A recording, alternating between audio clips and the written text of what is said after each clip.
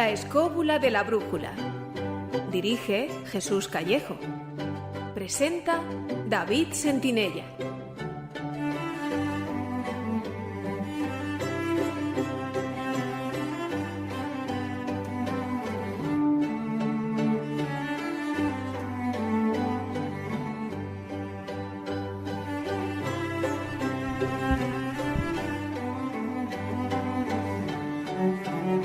Hola amigos, escobuleros, bienvenidos a esta edición especial veraniega de La escóbula de la brújula. Bueno, ¿qué hace que una materia como la historia se haga árida a la sociedad? ¿Cómo se construye la historia en los libros y en los medios de comunicación? Enseñar o divulgar la historia es mucho más que dar nombres y apabullar con cientos de cifras y datos. Eso, de hecho, lo saben bien millones de profesionales, desde maestros y profesores a periodistas especializados y divulgadores. Todos se enfrentan al reto de hacer entender a la gente que es importante conocer la historia, que es necesario analizar el pasado para aprender de los errores y tratar de no repetirlos. Existe el concepto erróneo de que hablar de la historia es hablar del pasado, porque también es hablar del presente y del futuro. Ya lo dice el refrán, de aquellos barros vienen estos lodos. Pues en la tertulia de hoy vamos a abarcar el tema partiendo de la manipulación de la información, de la construcción de la identidad a lo largo de la historia y de las diferentes corrientes de opinión. Así que, sin más, arrancamos una semana más los motores de los especiales de verano de La escóbula de la brújula. Queridos amigos, comenzamos.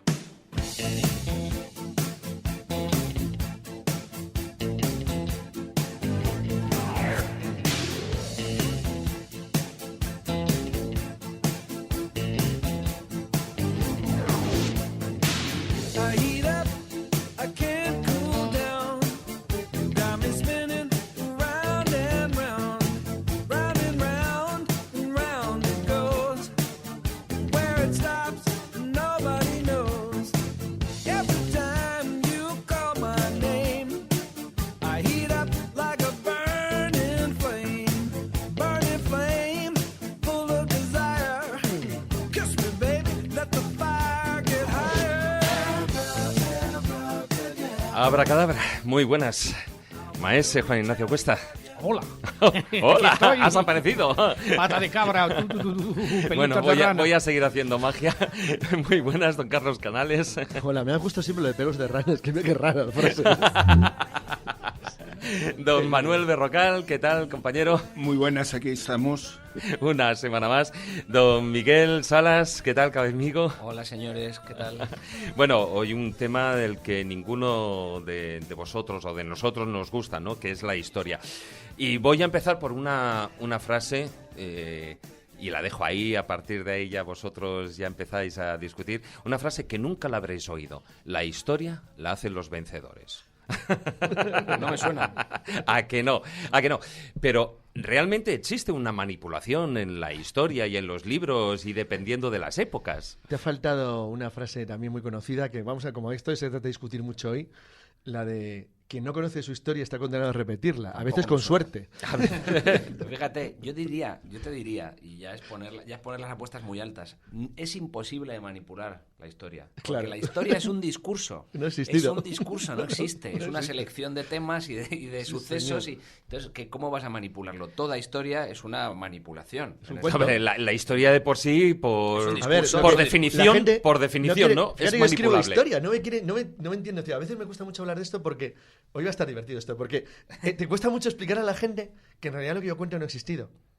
Ah, muy bien. Claro, vamos a ver, pero es que no ha existido nunca. Pues mira, ahora mismo tus miles de lectores están cabreados contigo. No, es que no, hablo de la realidad, es decir, es que en realidad no sabes exactamente lo que ha existido. Por ejemplo, me acuerdo de una discusión con otro conocido escritor de divulgación que me decía, estaba yo discutiendo unas cosas y me comentaba, es que están los textos del siglo XVI. Digo, ¿qué pasa? ¿No se mentía en el siglo XVI?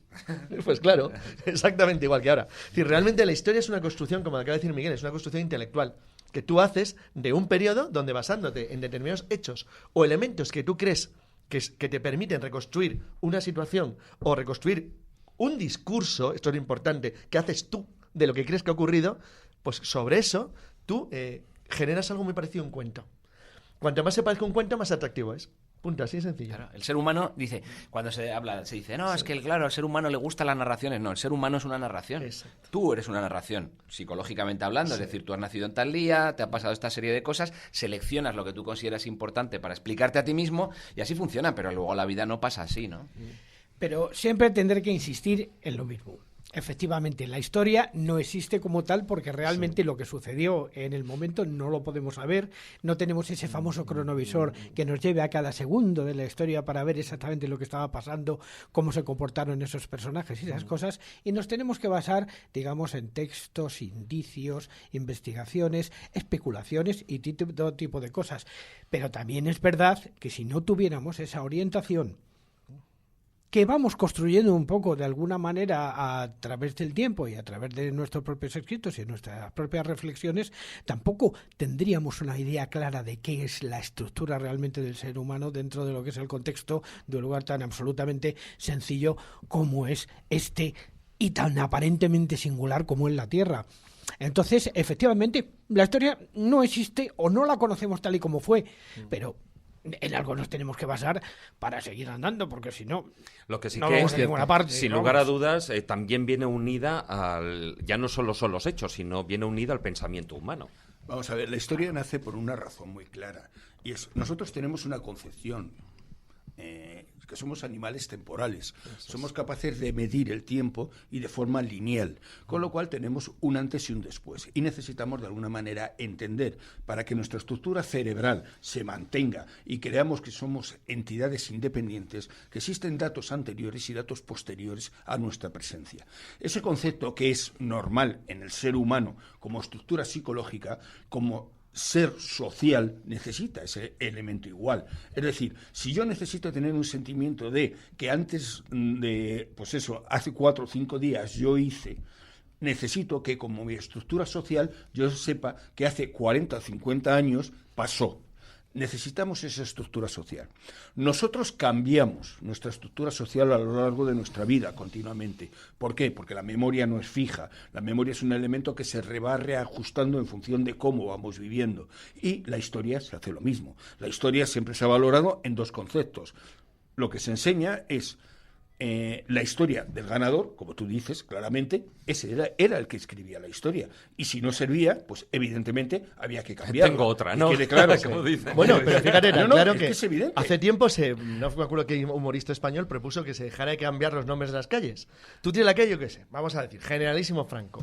Pues cuando cambias de régimen y quieres poner otra, dices la calle del Gran Generalísimo Franco o la calle del La Rata Miserable Generalísimo Franco. De esa manera mantienes la calle, todo el mundo se entera y le añades simplemente algún elemento valorativo. Ya está, porque si no se el pierde segundo tiempo. elemento que tú vas a tener directamente es el hecho de lo que se llama la historia del macho alfa. Es decir, esos grandes que en un momento determinado destacaron en la historia, ¿por qué? Pues porque eran generales, no sé qué tal. Bueno, ese macho alfa, que es un símbolo que nos ha metido a todos en la cabeza y que, seamos sinceros, es lo más absolutamente ridículo que existe, porque claro, todos entendemos que el macho alfa dentro de, por ejemplo, los gorilas, tiene su estructura, ese que es el elemento más fuerte, importante, que marca territorio, sí, pero que como, no sé qué tal. como tal es pero, perecedero. Cuidado, es el que menos relaciones sexuales tiene.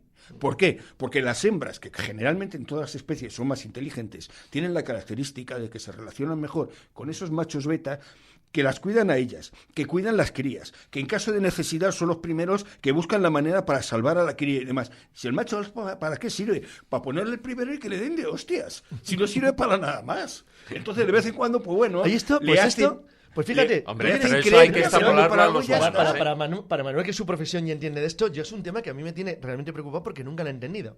Por ejemplo, todo dictador del mundo llena su país de estatuas gigantescas del mismo, que van a ser derribadas inevitablemente en un tiempo breve. ¿Para qué lo hacen? O sea, ¿por qué está alguno convencido que no va a ocurrir cuando ocurre? Por sistema. Por una cosa que no ha explicado él, pero él la conoce muy bien. Me refiero a Manuel, mi compañero Manuel Berrocal, pero que él la conoce muy bien precisamente por sus estudios y por su experiencia y por parte de su profesión. Él da un concepto que es clave. Nosotros entendemos la historia como lineal, pero sin embargo la historia de nuestros suelos y nuestros anhelos no es lineal, sino que es todo lo contrario, es aleatoria. Entonces, es verdad, ¿qué es lo que pasa?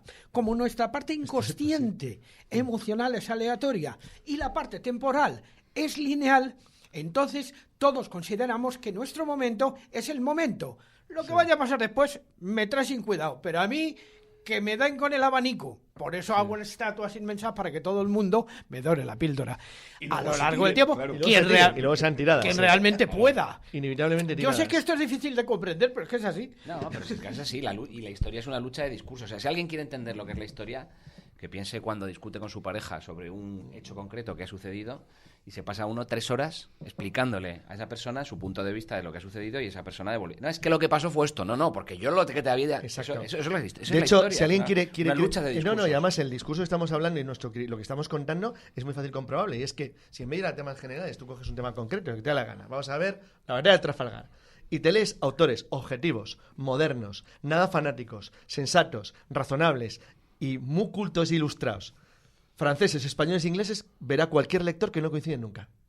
Es imposible. El factor de entorno ambiental, Porque hay social una y subjetividad cultural... No, siempre. es que es imposible. Te hace imposible hacer el mismo discurso que el que fue tu enemigo, que no fue el tuyo, sino tus antepasados, que a lo mejor ni lo eran hace 200 años. Es imposible. Pero si ya... Porque incluso la carga de los datos de la exposición te altera el contenido y la explicación. Efectivamente. No hay forma Pero humana de equilibrarlo. Si es que ya partimos incluso a nivel de textos sagrados de una contradicción brutal, como demostró Fraser en el folclore, en el Antiguo Testamento. Resulta que simplemente en el primer capítulo del Génesis, y con eso tenemos un simple ejemplo, hay 2 versiones completamente distintas de la creación del hombre. Una nace del barro, soplao, y la otra nace de la costilla de Eva. ¿Cuál de las dos es la buena? ¿Quién nos va a dar la interpretación correcta? ¿Nácar Colunga? Reina Valera, ¿quién nos la va a dar? Pues además están las dos en el Génesis, o sea, que da igual Lo de sea, soplar la está Vulgata. bien, ¿eh? da Bueno, igual a lo cuál sea mejor la eso se Biblia. puede explicar la evolución, la existencia de tantos seres humanos a partir de 2 señores solamente, un señor y una señora. Y yo tengo un pequeño problema para justificar la demografía posterior. Siempre he tenido un gran problema, pero bueno, no vamos a entrar en tanto. Luego viene no aquella había frase tabúes. de que, Pero de que como- un tercio de la población, creo que es, y estoy tirando por bajo, es heredera de Gengis Khan. Evidentemente. Y la otra Un dice que... tercio no, pero de Julio Iglesias ibas a decir, jaja. Será de Julio Iglesias, todavía no ha llegado, todavía no ha llegado. Saludos, Julio. Pero es verdad que lo de Gengis Khan sí es cierto, no tanto como un tercio, pero casi no. Pero hay un elemento esencial. Desde el momento en que la historia, como dice Miguel, es un discurso, la historia nace, no me vale, el relato oral de una sociedad tribal no me vale como historia, nunca es historia. Claro. La historia es cuando tú lo conviertes en un elemento, no vamos a llamar científico, pero algo que tú consideras que tiene la justificación suficiente como para ser disfrazado de hechos objetivos. Claro. Esa es la palabra curiosa. Cuando se fija. Cuidado, la historia que contaban los nazis o la que lo contaban sus víctimas es la misma, pero en ambos casos tiene la idea de hechos objetivos. Es decir, la cuestión es cómo defines tú el hecho objetivo. Eso es lo que es interesante. Por ejemplo, y esto a lo mejor seguro que los que estéis aquí, alguno lo habéis visitado. En la 18 dinastía egipcia, cuando se narra la batalla de Cádiz contra los hititas, lo que se narra es En Abu Simbel. Claro, la maravillosa victoria del faraón sobre los malosos y malutos hititas. En los templos de Abu Simbel de lo aparece. que hoy es el centro de Turquía. Pero claro, lo que nunca pensó el faraón cuando hacía esa transmisión de información a sus pocos cultos ciudadanos que eran capaces de leer los jeroglíficos bien, o a la población a la que se le enseñaba la heroica acción del faraón, lo que nunca podía pensar es que miles de años después alguien encontrase en tablitas en acadio la historia contraria de los hititas. Claro. Sí, la real. Pues claro, ahora La nosotros real sabemos también, que en ¿no? realidad No, la real no, la No, otra real no, cara. la otra cara. Es que Ahora, ese es el claro, tema. es decir, Es que ahora estamos sabemos hablando de la fíjate otra con cara. eso. No, pero a ver, es que Sí. en ese, vamos, en los murales, Claro. ahí dentro del templo, lo que el faraón hace es Narrar sus vender una hazañas. moto. Sí, claro. Vender El una vender moto, su porque en esa producto. batalla le dieron Sí, de ahora tortas por todas sabemos, partes. ahora sabemos que los hititas vencieron en Cádiz. Es verdad que no fue una victoria decisiva, pero bueno, ahora la interpretación moderna, analizando otros cientos de documentos, miles de elementos relacionados, llega a una conclusión que es muy diferente a la que se establecía en Abu Simbel. Pero claro, el mero hecho de narrar esa cuestión desde un punto de vista, vuelvo a decir entre comillas, objetivo, porque el faraón, que es la representación de la divinidad, no tiene ninguna duda de que lo que él narra es lo que ocurrió en la realidad, para que el pueblo egipcio sepa qué es lo que ocurrió en la realidad y que todo el mundo pudiera ver esa verdadera visión del pasado y del heroico pasado de los egipcios combatiendo a los malvados hititas ahí en las llanuras de Siria. Entonces, eso es una forma clásica de interpretar la historia. Desde entonces no ha cambiado nunca. De hecho, y esto es muy curioso, si alguien ha leído Salambo, por ejemplo, Sí. cuando Salambo, que es una novela como novela Una novela entretenidísima, maravillosa y ¡guau, una gran fantástica! patraña, ¿no? Pues totalmente, exacto. Es una patraña absoluta. Una patraña total, pero es genial. Pero exacto, pero Y se parece funciona. más a la ciencia ficción que a otra cosa. Y dices, ¿por qué no es ciencia ficción? Porque es que la escribió, dijo que era novela histórica. Pero porque lo dice él. Bueno, O sea, es bueno. decir, no hay ningún elemento histórico en absoluto. En una absoluto. invención En fabulosa, absoluto. ¿no? Pero tú puedes darle la pátina a la imagen de que estás hablando de historia. No estás hablando de historia. Estás hablando de fantasía. Pero es que lo que separa esa fantasía de lo que nosotros llamamos realidad histórica es mínimo. O sea, el elemento es mínimo. Si tú no tienes pruebas objetivas de control, que hay quien dice, bueno, volvemos a lo mismo, ¿es el derecho, la ciencia o la historia una ciencia? Bueno, yo tengo ciertas dudas, desde luego en sentido matemático de las cosas no. Pero Ahora hablaremos eso precisamente es que ese de tema ello. habrá que tocarlo porque inevitablemente Sí. va a salir, pero que para acabar en este discursillo breve, es decir, que realmente la historia, desde el mismo momento que se convierte en lo que hoy llamamos historia, que nace, como todo bien sabe, con Herodoto, que es el padre de la historia en sentido, que es el que le da una... Bueno, los libros de Herodoto... Le dan- luego hablaremos de ello. Heródoto era un cuentista. Eso es lo mejor Bueno, del mundo. El O sea, Señor como de los todos los Anillos era más historiadores. realista que Pero Como claro, todos los pero es que historiadores. esto es una cosa moderna que no nos Sí. quitamos de encima. Es que Herodoto era un cuentista, porque Claro. la historia es un una cuento. narración. Por es cierto, una narración. le aconsejo a todo el mundo ya, porque ya dejo aquí lo del padre de la historia. Cuando Heródoto hace sus grandes viajes, porque se recorre el mundo conocido, que esto Sí. es un tema interesante, es el primer gran viajero, más que para mí, el primer historiador Sí. que van haciendo sus narraciones. Hay una editorial, voy a decir el nombre porque es una maravilla su obra, que es la editorial de Gredos, que tiene todos los libros de Heródoto, los tiene comentados. Están comentados con notas, que van interpretando con trabajos actuales de geógrafos, historiadores, arqueólogos, lo que Heródoto va contando en sus narraciones. Heródoto, cada año que pasa, está más próximo a la realidad de lo que se pensaba. Porque realmente lo que cuenta son versiones más o menos distorsionadas o interpretadas como un relato por parte suya de lo que él ve. Pero claro, él lo que ve muchas veces se aproxima mucho. Igual que durante siglos se le consideró, ¡buah! Menudo rollo tiene este tío. Ahora parece ser que no tenía tanto rollo. Es verdad que da una visión helénica del mundo, son griega. Y él viene de parte de un mundo oculto, de gente que sabe de lo que van las cosas, y estos son bárbaros, tipo más o menos salvajillos.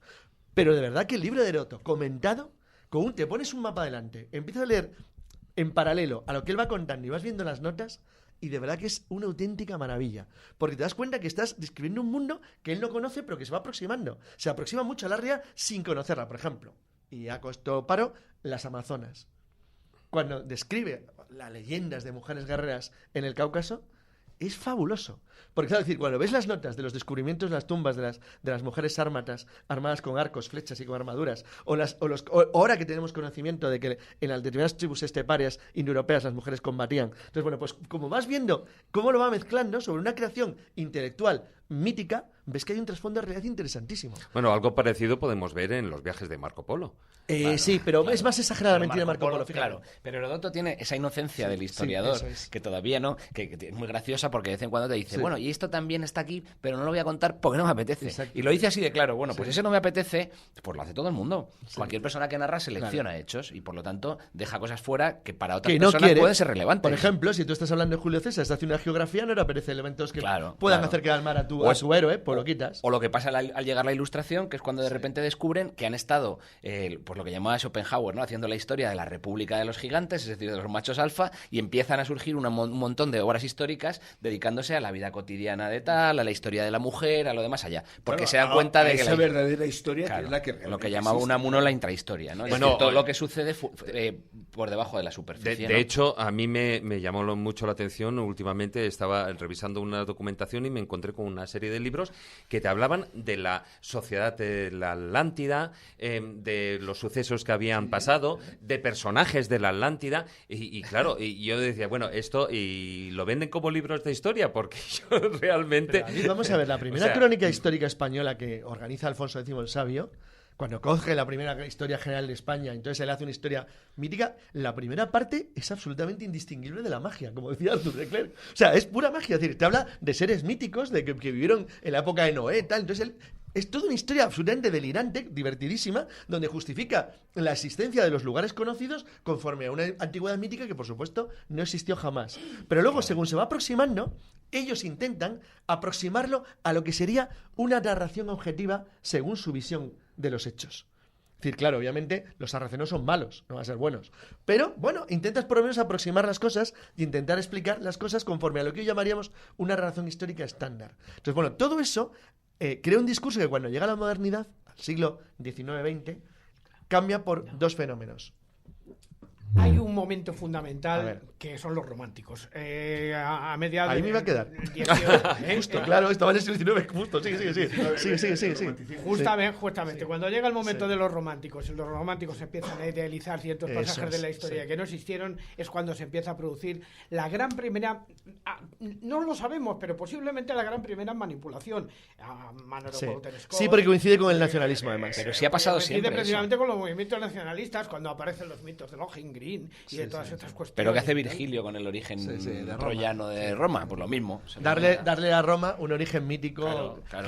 que le engarce Vamos la a ver, justificación. hay una cosa que, en cierto modo, yo creo que habéis planteado los dos, y es, por un lado, la historia siempre se ha manipulado porque había que vender a quien se interesaba. Eso es algo que nadie puede poner en duda, porque la propia historia en sí continuamente nos va demostrando que Eso es así. datos anteriores eran falsos, que se habían hecho única y exclusivamente para vendernos el producto. Pero es muy importante que nuestra cultura realmente procede de esa época de los romanticismo. Nuestra cultura creemos que es algo que no, empieza desde finales del XVIII, es el siglo XIX y pare usted de contra. Y ahí es cuando nace todo. Realmente toda nuestra cultura, toda nuestra concepción histórica nace principalmente contigo, es en muy el moderna. romanticismo. Muy moderna, sí. Donde el que empezamos a tener celtas maravillosas, íberos que antes no sabíamos ni dónde estaban, ni de golpe y porrazo se convierten en superhéroes, la existencia de grupos nórdicos maravillosos, bárbaros del norte que tenían una cultura Con cuernos en los impresionante, cascos, como todos sabemos. incluso lo de los cuernos, porque eso lo pusieron un ilustrador sí, de la sí, época. posterior. O sea, que estamos hablando de una época de que, cuidado, nosotros tenemos que entender una cosa, la historia es un cuento, una narración, como tú dices exactamente. Fijaros, por ejemplo, el efecto que puede tener, imaginemos si esto continúa, que es discutible, dentro de, yo que sé, 2000 años, el que alguien viera la serie sobre las sagas nórdicas que han aparecido en Netflix. Sí, en la de serie- Vikings, En ¿no? la La de serie vikingos. Vikings, donde efectivamente hay unos personajes que sí que existieron, Sí, como sí, sí, Ragnar sí. Lodbrok, etcétera y tal, el rey Frollo es, creo, Loki, Rollo. Loki y todos estos personajes y tal. ¿Qué idea tendrían cuando realmente eso no tiene nada que ver con lo que Mira, sucedió? voy a poner ejemplo. Posiblemente. Un ejemplo muy... Pero es que no te hace falta irte entonces. No, es que yo te puedo decir de que ahora personas de 18 y 20 años se creen que los bárbaros eran esos. O sea, yo Sí, te puedo sí, decir sí, de señoritas de 18 años que qué maravillosos eran los bárbaros y los vikingos y no sé qué, y tú piensas, madre mía, si hubieras estado en aquella época, te habían dado Seguro que no bofetadas, pensabas lo mismo. No, Pero es que, hubieras cambiado mucho la opinión. los alumnos discuten de historia Sobre tele, sí. Sobre sí, series. sí, inspirándose. Pero madre, si esto yo he visto en esta película, Sí. tienes que ir muy atrás para hacerle entender a un muchacho que eso no es, o sea, fiable, ¿no? Luego, Miguel, entraremos en esos sistemas de divulgación histórica dentro del mundo de los libros, de los cómics, del cine, la repercusión que tiene en la historia, pero ahora vamos a cambiar de tercio.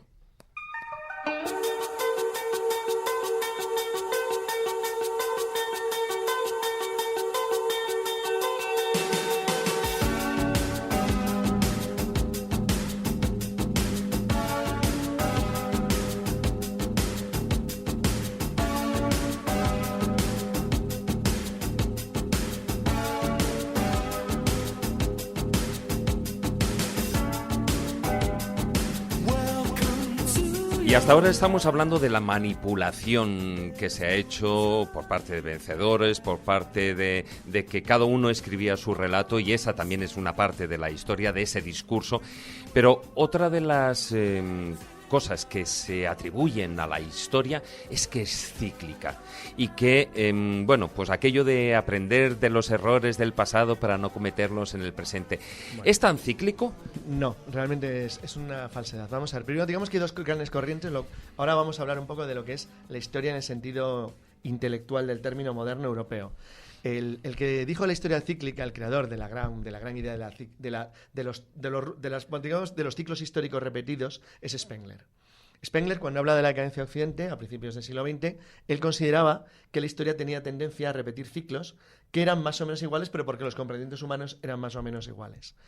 La gran figura opuesta en ese sentido a la teoría de spengleriana es Arnold Toynbee, un británico. Hombre, que es- y Daniel Bell también. Sí, pero vamos, en el caso de Toynbee, digo, porque Toynbee mete un matiz muy interesante. Toynbee, que hace una obra monumental, que se estudia la historia, donde trata de la historia a nivel civilizaciones, entendiendo por civilizaciones o sociedades las que tienen un concepto de sí mismas universal. Eso quiere decir que una isla del Pacífico podía tener una civilización en ese sentido. O sea, que tengan concepto de totalidad, lo cual no quiere decir que ocupe la totalidad del mundo, sino que tienen ese concepto como grupo global. Él señala un número de civilizaciones, creo que son 21 o así, y las divide en varias generaciones, de manera que hay sociedades madres, hijas o nietas, pero que a su vez tienen influencias y están cruzadas con otras más. Bueno, Toynbee da un matiz muy interesante, y es que dice que las sociedades nacen, viven y mueren, pero no son seres biológicos.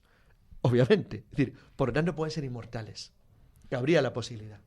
Entonces, Toynbee, probablemente el éxito más notable que tiene es que, bueno, acertó el final de la Guerra Fría, tal vez de casualidad, pero aceptó de una manera muy notable. Él, en Estudio de la Historia, en la versión compendiada, él hace un análisis final de, bueno, qué va a ocurrir con el mundo en el futuro.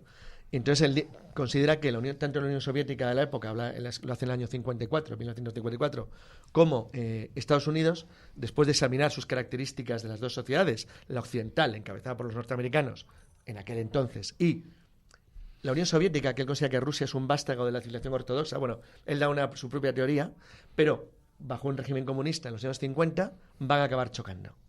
Y que ese choque, visto el análisis que hace, es inevitable. Es decir, resumiendo, que el mundo va a una guerra nuclear brutal que va a acabar con las dos. Pero plantea, bueno, ¿y cabría la posibilidad de que ocurriera otra cosa? Y pone un ejemplo basándose en el viaje de la Kon-Tiki, de Thor Heyerdahl. Sí. Thor Heyerdahl y la Kon-Tiki van a chocar irremediablemente contra unos arrecifes y van a pegar un tortazo de narices. Y no tenían solución, o sea, se iban a dar el tortazo seguro, con seguridad. Pues bueno, pues una especie de ola gigantesca inesperada los pasó por encima. Entonces Toynbee llega a la conclusión de que cabe la posibilidad de que un bando se desmorone por alguna causa natural, es decir, o innatural, no prevista. Hombre, claro, Que es o exactamente si no, lo que ocurrió. es que o si no estaríamos hablando de Claro. determinismo. Eso es exacto. No es determinista, es un análisis en el sentido casi psicohistórico, casi de tipo Harry Seldon, como de la Fundación de Asimov. No, él llega a la conclusión de que era inevitable, pero sin embargo esa inevitabilidad no ocurre porque la Unión Soviética se desmoronó y con él todo su mundo. Bueno, pues eso significa que, en realidad, sea cíclica o no, lo que son cíclicos son los comportamientos. La naturaleza humana ha cambiado muy poco en 120.000 años que estamos en la Tierra. Actuamos básicamente igual. Entonces, ese hecho de que actuemos básicamente igual genera un paradigma de comportamiento social que es muy difícil de cambiar. Entonces, ahora, curiosamente, con algunas ideologías, por ejemplo, ideología de género, se podría intentar meter en la sociedad nueva elementos de cambio que son realmente novedosos. Pero hay quien sostiene que no, que va a dar absolutamente igual, que nuestra estructura biológica y nuestra estructura social va a volver tarde o temprano al mismo punto. Bueno, pero hoy en día incluso ya se están estableciendo programas informáticos en el que, basándose en los hechos históricos y los comportamientos del pasado, el futuro es predecible. Suelen fallar, bueno, fallan siempre, de hecho, pero Como Asimov y... fallan siempre. Sí, Sí, es la falla, psicohistoria. vamos, Sí. tendríamos que ir al Falla factor siempre. humano, Sí. al factor humano, a la novela del factor humano, para darse cuenta de que siempre hay algo Siempre, que lo que rompen, termine ¿no? torciendo, lo Para que bien o para parece- mal. Para bien o para mal, Exacto. una trayectoria más o menos X. Nadie, por ejemplo, se podía imaginar el mundo que tenemos ahora mismo. Nadie ha acertado. Nadie acierta. O sea, realmente no ha acertado Prácticamente nadie. nadie. Por ejemplo, fíjate, un caso Nadie. paradigmático es el hecho de que, por ejemplo, la serie de George Lucas, la famosa serie de George Lucas de la Guerra de las Galaxias y tal, descubre prácticamente todo lo que tenemos ahora, excepto una serie de pequeños elementos como el teléfono móvil, el ordenador y cosas así, pues que no aparecían por ninguna parte. O, por ejemplo, en Asimov. No, pero por No, ejemplo, por ejemplo, hay uno de los grandes problemas. Mira que la ciencia ficción tiene grandes escritores, pero además escritores muy brillantes. La estructura social, por ejemplo, de la ciencia ficción, no parece aproximarse nada a la que estamos empezando a vivir ahora.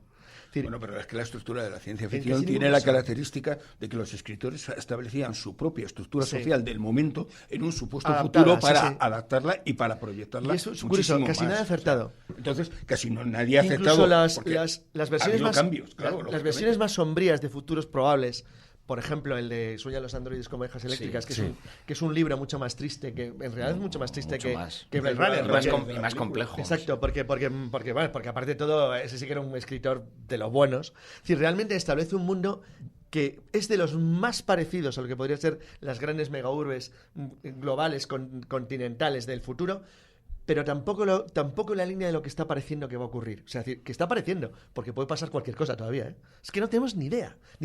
Por ejemplo, nadie, absolutamente nadie, ha calculado, por ejemplo, el fenómeno del Islam.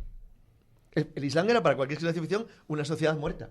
Hombre, algunos te dirían, Totalmente hombre, muerta. Nostradamus. No, totalmente muerta. O sea, a la que no le dan ninguna importancia. Entonces, es curioso porque realmente los fenómenos que te determinan luego las cosas son muy difíciles de predecir. Claro. Porque no los puedes captar con el mundo que tú tienes. Voy a poner ejemplo tonto. En 1900, es que me lo preguntaba hace poco un lector. Me dice, ¿cómo Egipto no hizo nada durante la Segunda Guerra Mundial cuando los alemanes estaban a 40 kilómetros de Alejandría, o 50? Dije, bueno, básicamente porque Egipto es un país semiocupado por los británicos y básicamente porque Egipto tenía 15 millones de habitantes. Entonces, que Egipto tiene 80. Es que, claro, es que ha cambiado completamente la estructura de países enteros que hace 100 años, o ¿qué 100? 80 años, era una nación tan diferente que simplemente a lo mejor el hecho demográfico las ha cambiado. Indonesia camina a los 140 millones de habitantes. Claro, en esta línea... Eso no estaba previsto. En esta línea, este libro tan loco y tan lúcido a la vez, que a Carlos y a mí nos gusta tanto, que es La Guerra Mundial Z, ¿no?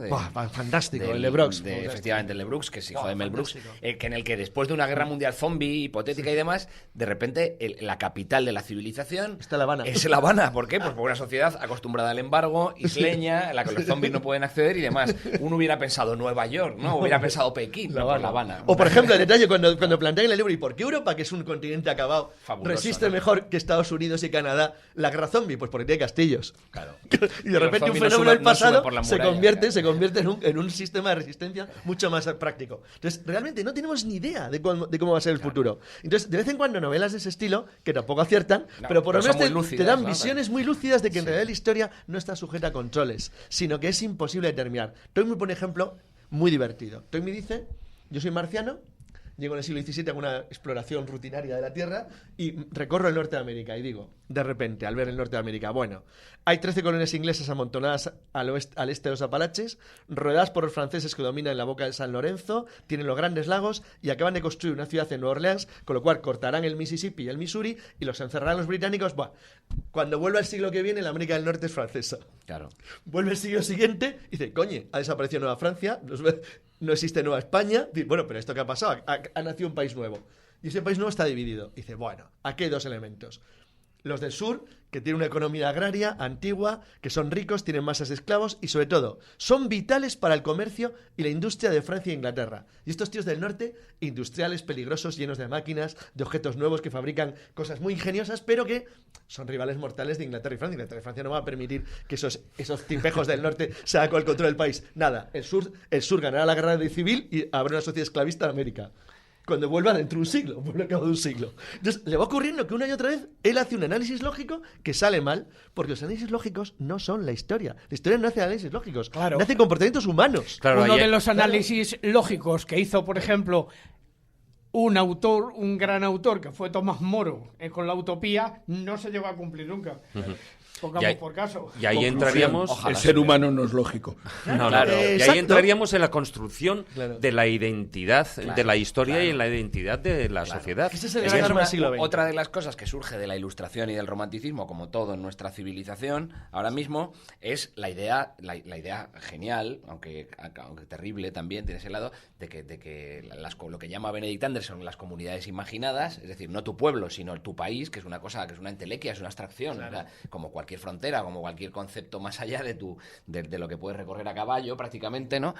Pues hay que sostenerlas en una construcción histórica que te proporcione una identidad nacional, que puede ir cambiando. Entonces, lo de la educación central, que se lo inventan los franceses, ¿no? En la Revolución Francesa, esa idea de que vamos a darle educación a todos porque todo el mundo tiene que tener las mismas oportunidades y demás, tienes el lado oscuro de vamos a unificar la identidad de todas estas personas porque somos más manipulables. Fíjate la famosa si nos dan frase, la misma identidad. la famosa frase francesa de en este momento todos los niños de la República de Francia están escuchando la misma palabra por la misma hora. Nuestros antepasados, los galos, todos lo mismo. Claro, la idea de la unificación. Claro.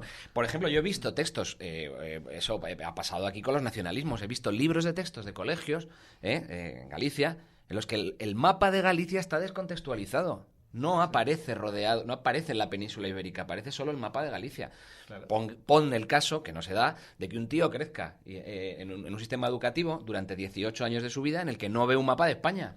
Porque lo único que ves es el mapa gallego ¿Os o acordáis- ya el europeo. os acordáis del que Pues no, hablamos si es en- parte de Eso España. es una cosa que se está haciendo continuamente en todos los Sí, países. obviamente. Claro, En el constantemente. momento en que la mayoría de los países lo que Bueno, pero eso es aprenden- la manipulación. Esa es la Esa es manipulación. manipulación. Pero si Y estás de hecho, manipulando, en fíjate. España está pasando en diferentes David, comunidades ahí no es autónomas. eso es ni no. manipulación, es simplemente descontextualizar. Ya con eso es simplemente- suficiente. Es lo que se Claro. hace como normal. Simplemente seleccionas. Cuidado, es que el problema es eso, que hemos normalizado la existencia de que nuestras fronteras, nuestros territorios, nuestro pueblo es lo más importante. Y es algo que hemos establecido. Y nuestra historia se fundamenta en eso, en nuestro pueblo. Y no nos damos cuenta que eso es un concepto, es un constructo, una construcción Mira, sin sentido. aún- Que la mayoría de las veces no tiene razón de ser. Porque en cuanto hablas de un país, en cuanto te vas 50, 100 o 200 años antes, ese país no existía. Claro. Con lo cual, Claro. Es no como estás cuando- hablando de un elemento histórico, estás hablando de algo que has construido Mira, para, fijaros- para creerte tú Como cuando se- que tu país tiene Os un voy, sentido especial. os voy a dar un detalle. Estas últimas semanas me he estado estudiando el catastro de Ensenada.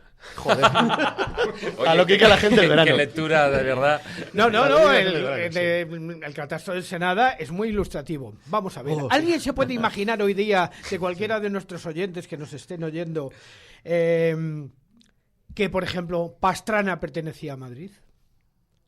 Hombre, entraría dentro de cierta Sí, lógica. sí, efectivamente, Pastrana pertenecía a Madrid, pero es que también la parte sur de Cuenca pertenecía a Madrid y la parte norte de Ávila pertenecía a Madrid en el catastro de Ensenada. ¿Por qué? Porque no había nacido Javier de Burgos, que es el que hace... el que organizó las provincias actuales. El que lo organiza tal y como está ahora. En otro tiempo Pues sobre ese era detalle, todo de otra una manera. cosilla sobre, fíjate, ese detalle, hace unos años leí una saga muy conocida de las leyendas danesas, que es la saga de Rolf Taki, es una saga previkinga, bueno, una de las más conocidas, en una interpretación moderna de un autor americano de ciencia ficción muy conocido, que es Samuelson, bueno, muy conocido, que era de origen danés, hizo una versión fabulosa, convertida en novela de la saga de Kraki. Bueno, pues uno de los dibujantes, una de las ediciones, se le ocurrió una idea genial. Todos sabéis que los libros de la Tierra Media tal tienen un determinado tipo de mapas muy conocidos. Sí, sí. Bueno, pues se le ocurrió colocar la visión de Europa, enfocándola desde Dinamarca, pero dándole la vuelta al mapa.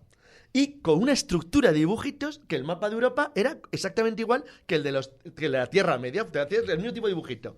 Y había utilizado los nombres geográficos que los daneses primitivos daban a las tierras que veían. Con lo cual, tú no veías, por ejemplo, Finlandia, se ponía la tierra de las nieves, o los pueblos del bosque, o la montaña de los cuervos. Entonces, y veías, era Europa, exactamente igual como lo veía la gente de la época si hubieras vivido en un entorno muy pequeñajo.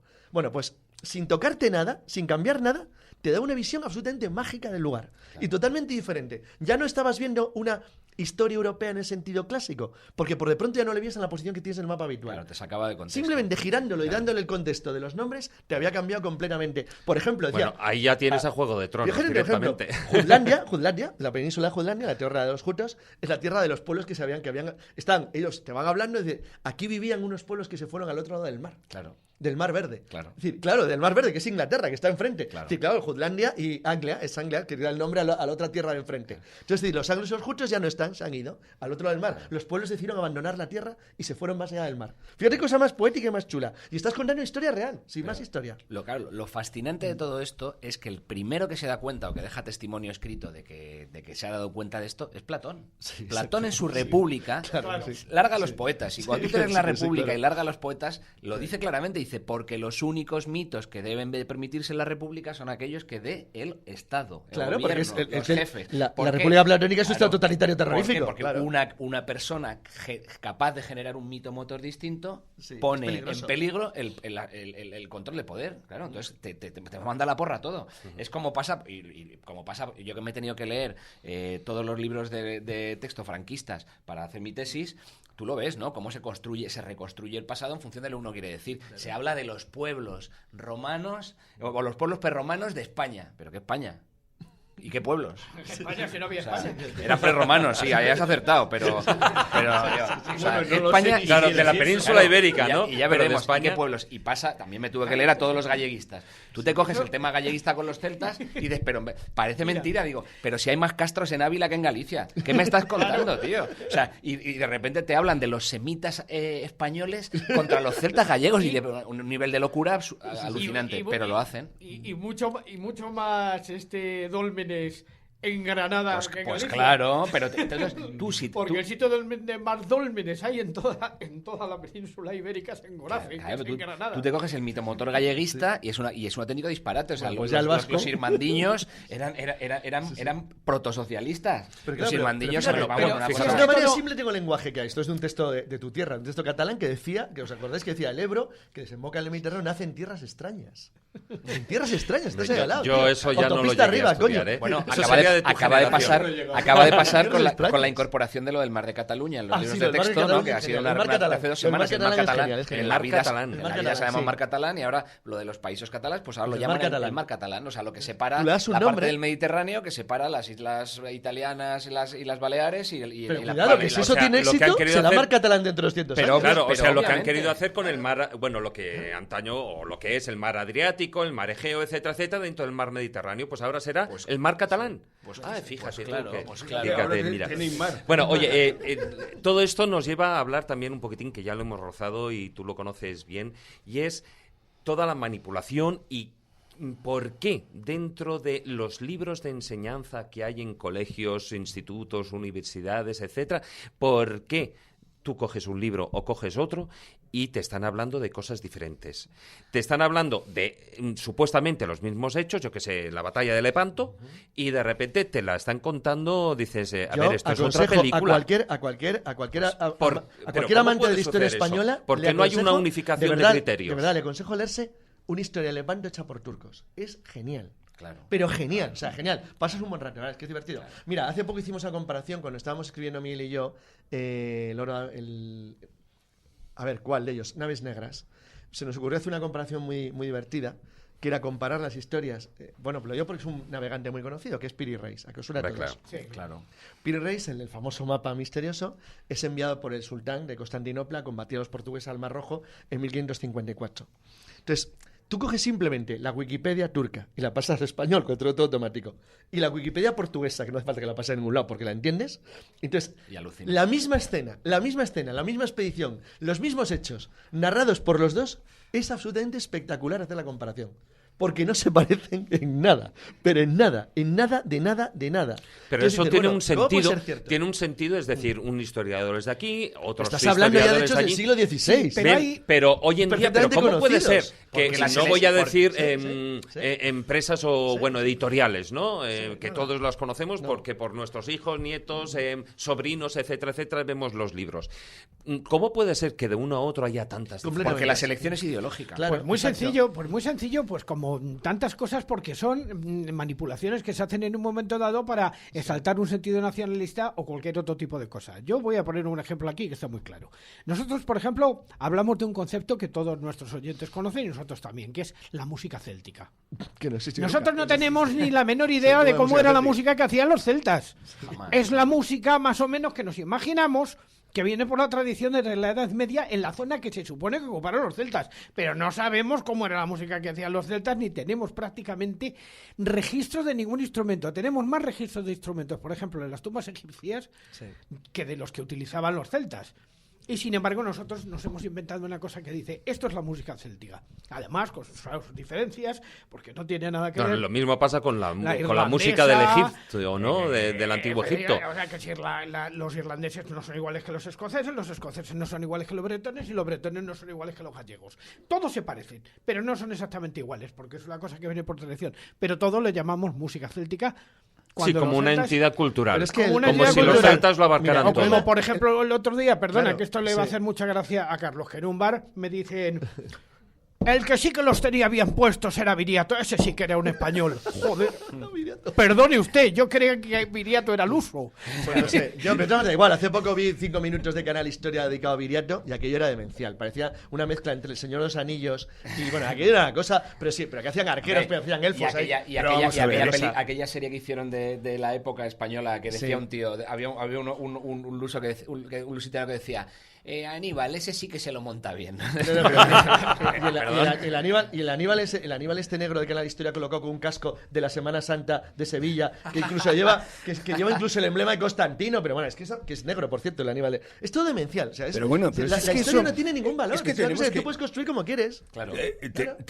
Es que llevamos todo el tiempo hablando de una cosa, y es sencillamente de que la historia son narraciones. Claro. Y entendamos que las películas se montan como películas. Hay que entender. Y no solo eso, Claro, es que la ese es el gran historia son problema. narraciones, pero que yo de verdad quiero ir más allá. La historia son narraciones porque el ser humano lo único que puede hacer para entenderse es narrar. Es una categoría mental, es una Claro, cuestión partimos de estructura realmente cerebral, de ¿no? eso. O sea, es que es una Necesitamos. categoría kantiana, ¿no? O sea, es decir, Necesitamos el tiempo poner- para explicarlo, nosotros somos claro, y ya está. mira, el ser humano no somos historia, somos narraciones. Somos la narración. Claro. Nuestra vida son composiciones de pequeñas historias contadas Claro, a lo largo de nuestra vida. Pero- y lo que pero- necesitamos es que todo sea igual a eso. Fíjate que incluso la historia se puede manipular para evitar, por ejemplo, conflictos del futuro. Voy a poner un ejemplo muy sencillo. O incluso para evitar crear situaciones de animadversión que serían eternas. También Naves Negras es muy divertido cuando ves la que se llama como Guerra de Castilla, o Castilla, así con L, que es la agresión española a lo que hoy es el sultanato de Brunei en el siglo XVI. Es de las veces que la leyenda negra española y España se confunden de verdad. O sea, fue una agresión absolutamente brutal. Sí, ocuparon la capital del sultanato, bueno, fue un saqueo espantoso donde violaron a todas las que había por allí, mataron a placer, bueno, fue un desastre monumental.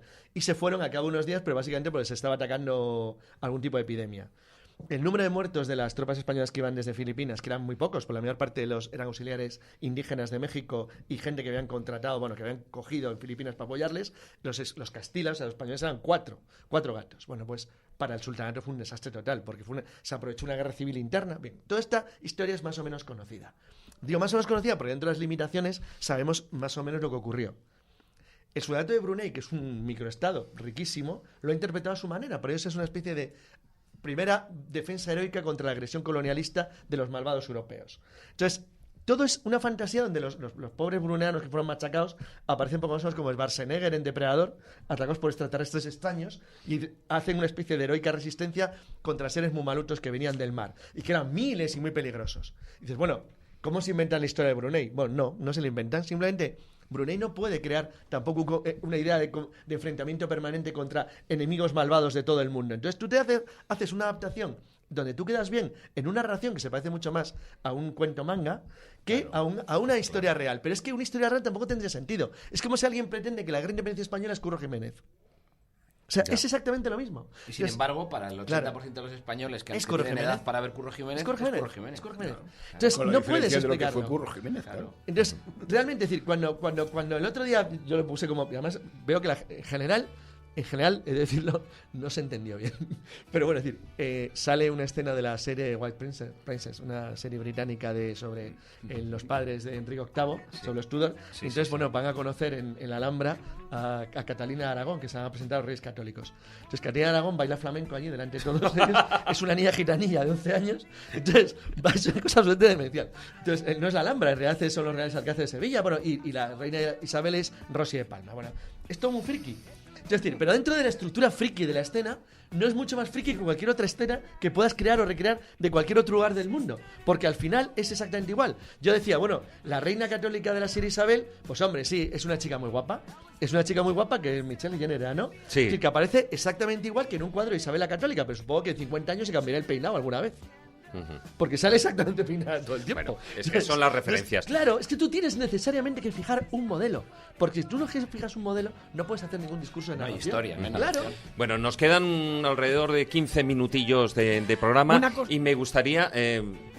venga, brevemente. Solamente brevemente. una cosa, solamente por terminar el capítulo de manipulaciones, porque este me fastidia particularmente. Pero si Quisiera, no son molestas. y quisiera que nuestros oyentes por lo menos Pero tengan bien brevemente, cosas calcadas. maese. Por favor, cuando hablemos del califato de Córdoba, no hablemos de árabes. Eran señores que vivían en Córdoba, eran del califato de Córdoba, no eran árabes, eran musulmanes, pero vivían en Córdoba. Oye, si alguien se quiere reír sobre nacieron en Córdoba. interpretación, no manipulación, sobre interpretación divertida de la historia, que teclee en YouTube, que lo teclee Los Vascos y Hollywood. Porque la panza a reír que se va a pasar durante un rato es espectacular. Bueno, pues precisamente ahora en el último bloque vamos a andar por ahí van a ir los tiros.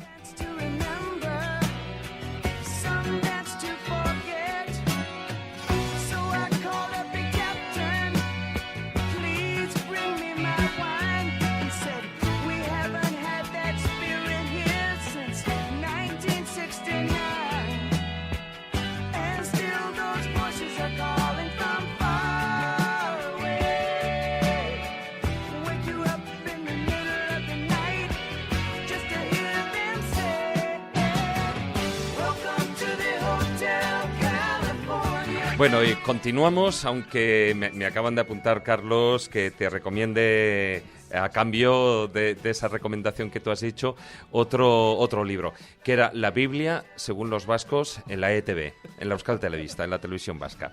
Ahí lo dejo.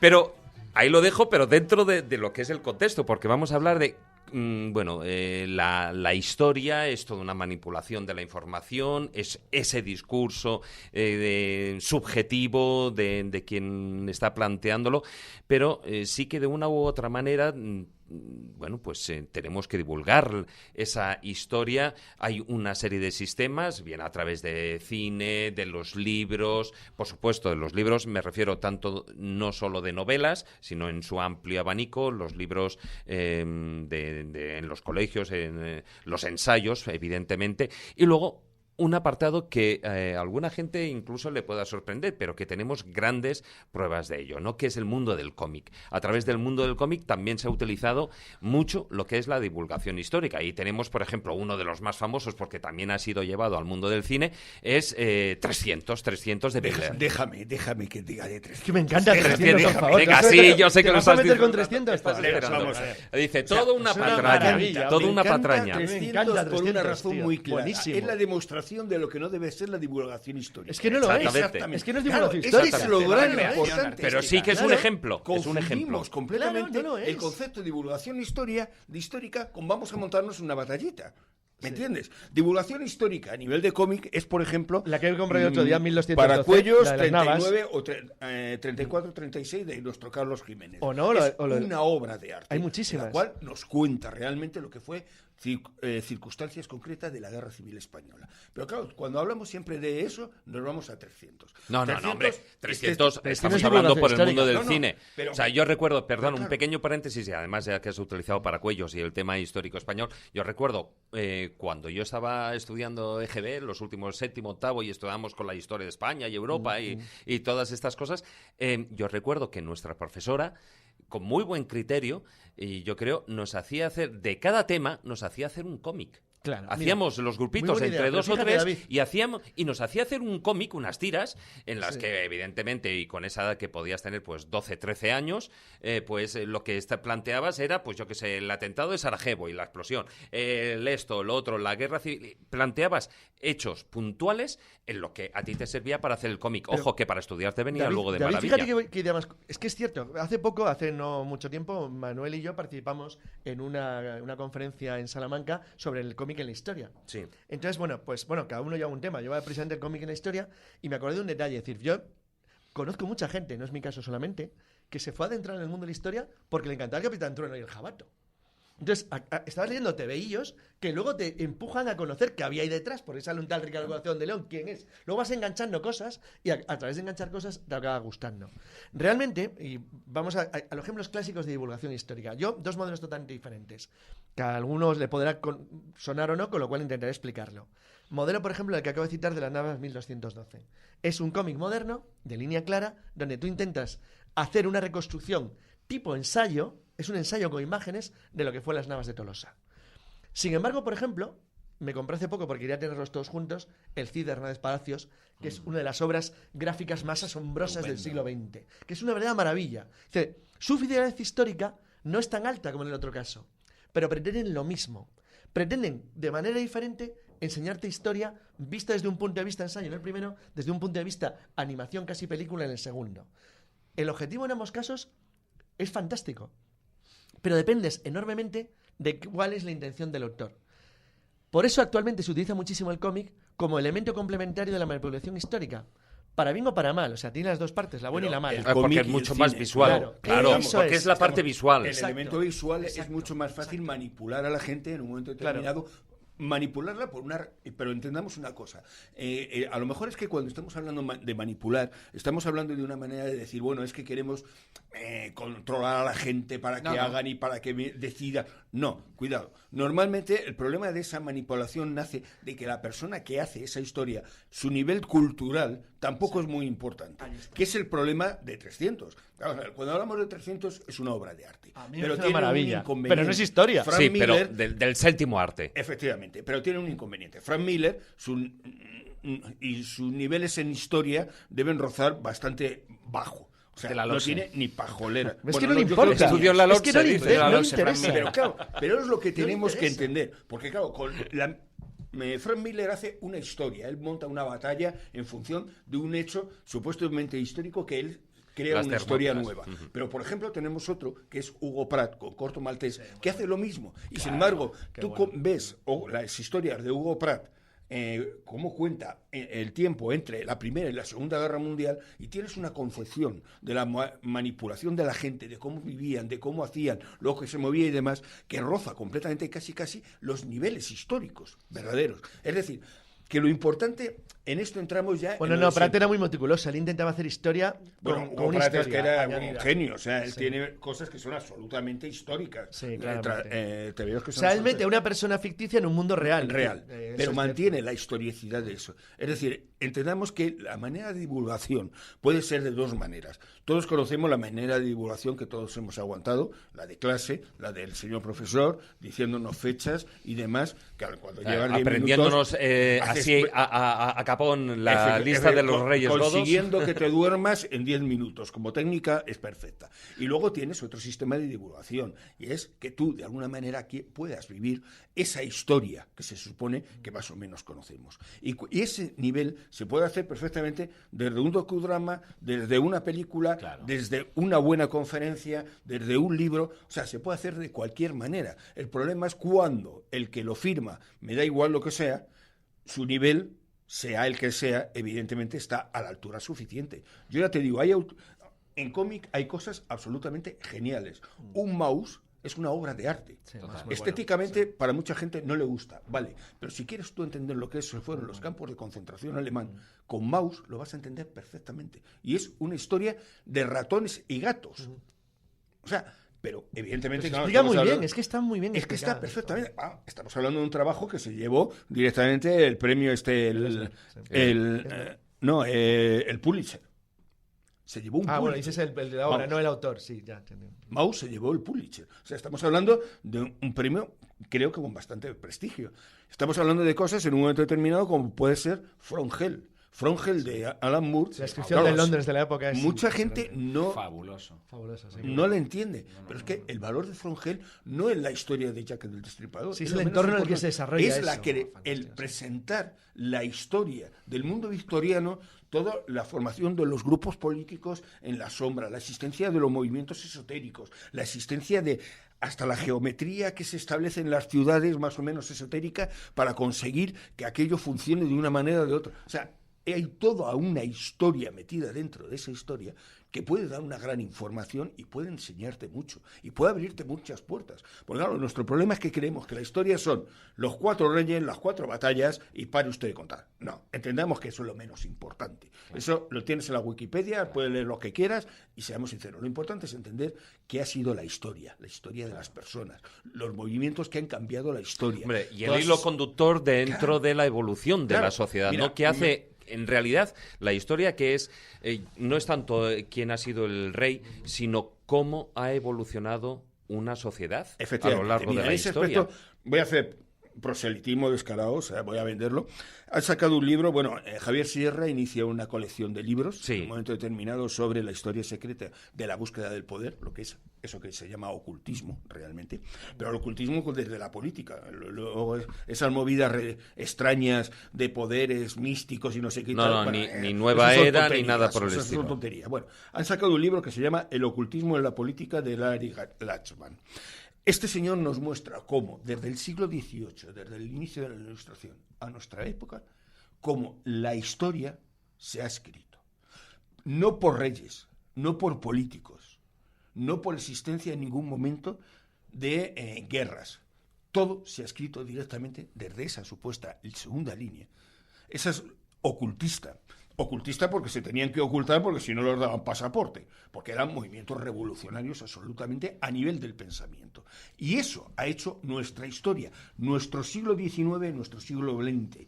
Eso procede de ahí, no de la historia griega o romana, sino procede directamente de una época muy concreta, y es del XVIII y el XIX, de los movimientos ocultistas o esotéricos que se crearon en ese Claro, momento. pero precisamente era por lo que estábamos justamente contando antes.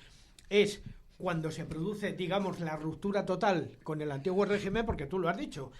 Antes has dicho más o menos que la historia más o menos pega, o sea, da un salto en 1789 con la famosa Revolución Francesa. Y es cuando viene todo el revisionismo de cuál es el papel etnocentrista o teocentrista del hombre dentro de las formas, el que lleva precisamente a crear las primeras sociedades.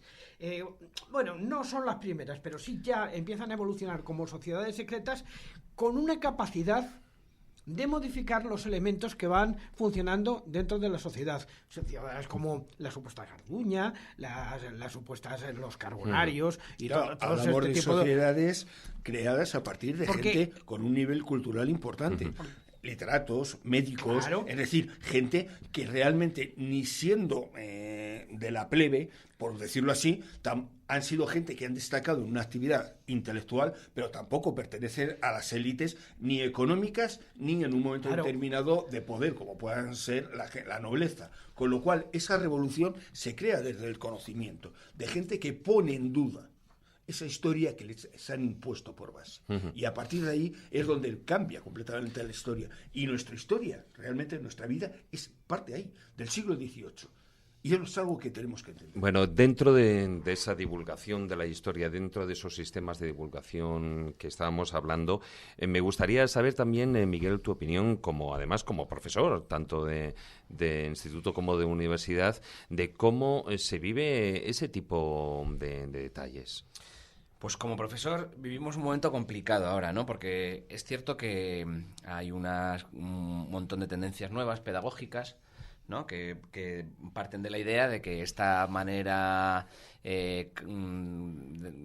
antigua de enseñar historia a base de cifras, ¿no? De datos muy concretos, de nombres, no vale para nada. Y se está pasando, que obviamente que la memoria no es el objetivo de la enseñanza de la historia, cosa con la que estoy de acuerdo, pero se está pasando a la falta absoluta de referencias, ¿no? Es decir, a la idea de que el dato, la información no importa, ¿no? Entonces eso tampoco es. Ni tanto ni tan claro. Hombre, pero es que también sin memoria, sin información, sin memorización, no puedes luego relacionar. Es decir, hace falta tener unas bases elementales. Entonces estamos ahí en esa lucha. Desde luego, yo como profesor de literatura, a mí lo que me interesa es que el niño cuando salga de bachillerato siga leyendo, es decir, haber conseguido un lector. Eso se puede conseguir de diferentes maneras, desde luego enseñándole a los 13 años el Quijote no, eso no me cabe duda, ¿no? Y eso que a mí el Quijote me parece una lectura imprescindible, pero en su momento. Y no estoy hablando de edad, sino de madurez lectora. Claro. Hay niños que con 17 años tienen una capacidad de lectora que no tiene gente de 40, ¿no? Pero siempre, es decir, hay que buscar recursos para que esa persona salga leyendo. Y creo que con la historia pasa lo mismo, ¿no? Lo decían antes, bueno, lo hemos dicho todos, ¿no? Es tocar ciertas claves que entusiasmen al niño para que siga investigando. Porque la función de la educación, y yo no quiero homogeneizar, sino todo lo contrario, es crear pues, librepensadores que cada Exacto, uno y lo más bonito del mundo sería que todo el mundo llegara a sus propias conclusiones. Pero no librepensadores, ni tampoco almacenadores de datos, sino gente que conozca exactamente las razones anteriores, posteriores, que han llevado a los procesos y tal, o sea, la dinámica de cómo suceden las cosas. Si el niño no conoce la dinámica de cómo suceden las cosas, de poco le van a valer los datos. No, claro, los datos no se Claro, los y datos. hoy día en el tema de la educación no se está explicando la dinámica. ¿Por qué? Porque dentro de lo que es la actual forma de educar, se nos ha olvidado que una cosa es enseñar y otra cosa es la maestría, que es cuando el maestro transmite la sabiduría al alumno. Claro, es que para que el alumno la incorpore como propia. Eso, por ejemplo, que hay un montón de corrientes pedagógicas modernas que hablan de que es el alumno el que debe hacer, que el profesor solo debe acompañar en el proceso de aprendizaje. Todo eso está muy bien desde el punto de vista teórico. Pero al final la figura del profesor entusiasmado, que entusiasma, claro, ahí hay una alquimia misteriosa que funciona y que prende. Y es cierto que en una clase de 40 alumnos, como éramos nosotros, pues no prenden los 40. Pero de repente hay 2 o 3 que notan que ahí hay algo, ¿no? Y empiezan a buscar. Y esa es la función de la educación al final, ¿no? Es decir, no sé de quién era la frase que decía que la educación no es llenar un vaso de un líquido, sino es encender una vela con otra, ¿no? Con la vela con la que es el profesor, es decir, la que ya está encendida. Y esa es la figura que yo creo que se acerca más a lo que debe ser la educación. Entonces, ¿los datos y demás son importantes? Sí, pero lo más importante, a mí lo que me fascina, por ejemplo, de la literatura o de la historia, cuando la explico, es hacer entender a los chavales pues que en un momento dado de la historia el ser humano pensó así, ¿no? Esta era la manera de entender el mundo. la vida, la existencia. Porque al fin y al cabo la literatura, y me refiero a la literatura desde un punto de vista amplio, ¿no? Es la selección de todos aquellos, ¿no?, que han sabido explicar el mundo a su época en un momento dado, ¿no? Y eso es lo que nosotros heredamos y es maravilloso. Ahora, si el niño es capaz de entenderlo, saldrá del colegio y leerá. Si no es capaz de entenderlo, pues saldrá del colegio y aborrecerá la lectura de literatura, de historia o de lo que sea, ¿no? De lo que sea, ¿no? Bueno, lo que sí que me gustaría, ya para terminar en los últimos 3 minutos de la tertulia, me gustaría que cada uno de vosotros me propusierais, además, ya que estamos en verano y estamos hablando de divulgación histórica, pues o cómic, o libro, ensayo, película, algo para, bajo vuestro punto de vista, que sirviera para identificar y para resumir lo que hemos estado hablando esta noche en la tertulia. Empiezo yo. A ver, Maese. Para entender el tiempo y lo que está pasando en este momento, la historia de las cruzadas contada por los árabes de Albert Hourani. Tomar nota, ¿eh? A ver. Bueno, yo diré, me voy a mi campo, al cómic, evidentemente. Yo propongo 2. Uno muy moderno, que se está publicando ahora mismo en España, es Innocent, para que veáis lo que puede ser una historia contada diferente. Es de Shinichi Sakamoto, perdón, es que es la historia directamente del que fuera en su momento el verdugo de Luis XVI. Es la historia del verdugo, para que veáis cómo es contar una historia, en este caso desde el lado del manga, que son mucho más completistas. Y por otro lado diría directamente el Teniente Blueberry. Si queréis conocer lo que es el oeste americano, sí. El Teniente Blueberry. Entenderéis lo que es, cómo se puede contar una historia, cómo se puede contar la historia y encima ser atractivo por encima de todo y entretenido. Y sacar documentación y aprender hasta niveles imposibles. Creo que esas 2 obras serían obligatorias a nivel de colegio directamente por esas razones. Carlos. Yo, que siempre se me oye hablar en contra del cine histórico español y que no quiero que se haga cine español de prácticamente nada de la historia, si alguien quiere saber cómo se podría conseguir algo absolutamente genial y quiere pasar un buen rato y desde luego va a salir con ganas de devorar más libros, El Cid de Hernández Palacios en cómic, que es espectacular. Y luego, para quien de verdad le guste mucho la historia, eso ya para lectores que disfruten de ella y les interese, la versión compendiada, que son unos 3 tomos de estudio de la historia de Toynbee, es espectacular. O sea, fijaros que ninguno ha ido por Heródoto, ¿eh? No, es muy recomendable. Es muy recomendable, pero eso te tiene que gustar muchísimo la historia. No, la versión además, la de Gredos, la comentada, de los viajes de Heródoto, pero son muchos libros, es impresionante. Bueno, ¿y tú, Miguel? Pues voy a recomendar 2. Uno que acabo de terminar hace unos meses, que me ha encantado, que es de Richard Holmes, que se llama La Edad de los Prodigios, Terror y Belleza en la Ciencia del Romanticismo, que es un libro sobre la ciencia del romanticismo y es un ejemplo perfecto de cómo te puede fascinar alguien contándote con pasión algo que en principio a mí no me interesa demasiado, como es la ciencia, que no es de mi campo. Es maravilloso, ¿no? Y luego un libro esencial de Víctor Klemperer, que era un judío que vivía en Alemania durante el nazismo y demás, era profesor de universidad y le pilla el nazismo y él se salva porque está casado con una aria. Y escribe en latín, para que los alemanes no entiendan que ese cuaderno es importante, un libro que se llama LTI, Lingua Tertio Imperium, la lengua del Tercer Reich. Y hace un análisis lucidísimo de cómo a través del lenguaje se puede manipular la mente de las personas, la historia y demás. Escalofriante. Luego este hombre se dedicó, cuando ya se superó el nazismo, a desprogramar soldados nazis en la universidad, a través también de la lengua. Y entonces él explica cómo de repente determinadas palabras claves consiguen estados mentales que hace que el soldado haga esto, haga lo otro, haga lo demás. Fascinante. Y es además un hombre que sabe que la civilización es una capa de hielo muy fina, y que en cualquier momento se resquebraja y vamos todos al agua. Bueno, pues yo como también me voy a mojar, evidentemente, como además he visto que ninguno de vosotros ha optado por nada del cine y estamos en verano y la verdad apetece, pues voy a proponer, por ejemplo, 2 películas. No digo que sean fáciles de obtener, pero posiblemente todavía y en Internet sí que se pueden localizar y alguna de ellas incluso se puede llegar a comprar. Una es, voy a proponer 2 películas, una ya que estamos en época calurosa, propondré algo muy frío. Dersu Usala, El Cazador. El Cazador. La novela muy recomendable también. La novela también. Está muy bien, La película está muy bien de lo que es la historia de un momento siberiano. A ver, Yo la veo una vez cada 2 meses. Hombre, tampoco es para tanto, pero...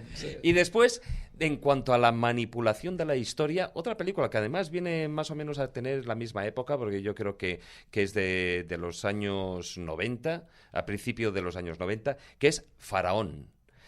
Faraón, hay una secuencia que yo alguna vez la he comentado, a mí me parece increíble, preciosa, muy ilustrativa de lo que es la manipulación por parte del poder y la manipulación de la historia. Es como, por ejemplo, aprovechan los sacerdotes y el propio faraón, cómo aprovechan el conocimiento sobre, por ejemplo, en ese caso, sobre un eclipse solar para manipular a todo el pueblo.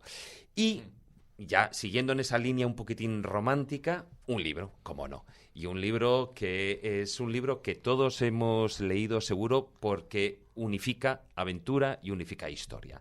Dioses, tumbas y sabios. Fantástico. De Ceram. Fantástico. Lecturas y películas para ver cómo Fantástico. podéis... Ese es de los libros que crean afición, ¿eh? Que sí. Crean Totalmente. afición y más, por ejemplo, ahora como es en verano.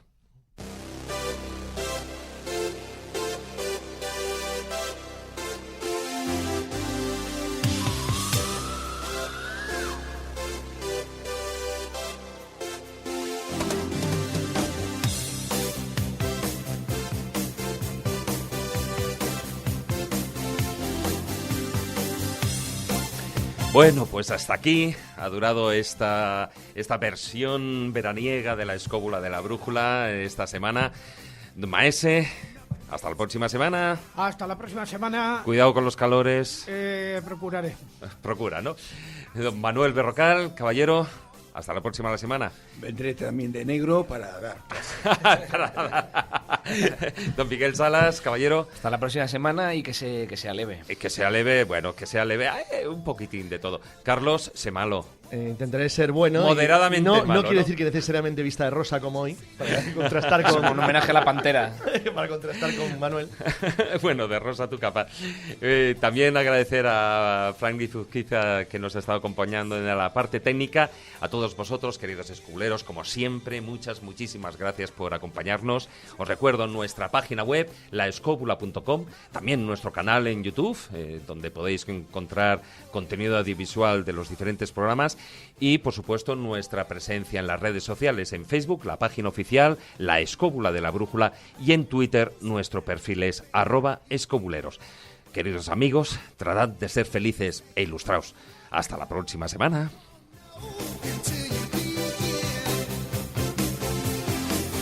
Can't you see me standing here? I got my back against the wrecking machine. I ain't the worst that you've seen.